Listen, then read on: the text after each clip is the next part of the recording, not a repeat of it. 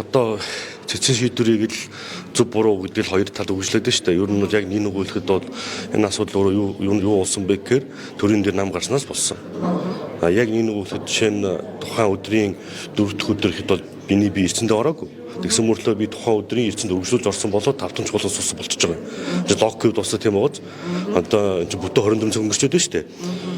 Ер нь бол одоо цэцэн шийдвэр нэгэнд гарцсан учраас өнцөлж өртсөн гэдэг нь тогтоогдчихлоо. Тэгэхээр одоо үнийг хэлцэх нь одоо хууль дүрмийн хүрээнд яг одоос маргаан болоод шүү дээ.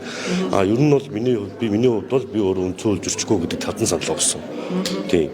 Зүгээр яг энэ одоо бид нар ингээд өнөөдөр нэг юм маргаан болоод байгаа болохоос яг үндсэн учир шалтгааныг харах юм бол одоо Монгол Ардын намынхан эрх мэдлээ булаацсан хоорондоо зодлоо шүү дээ.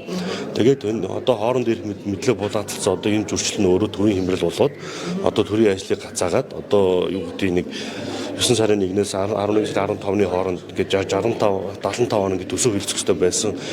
Одоо 40 хоногт нь ингээд ус зуржууд одоо төсөв хэлцэл үлдээж чадахгүй байгаа шүү дээ. Тэгэхээр энэ бол ингээд ерөөсө төрийн дээр нам гарцны шинж. Ер нь бол нэг нам олгохоороо 3 сонгуул дараад өнөрхөн олох болохоороо ер нь бидний хийн хэлтийн гэсэн хандлагатай болчтой юм байна. Тийм учраас үндсэн үйл зөрчих тийм үндсэн үлийн бус санал хураалж явуулах энэ төр бол юм чинь тоохгүй болцсон юм байна шүү дээ. Тэгэхээр энэ бүгд өөрчлөгдөх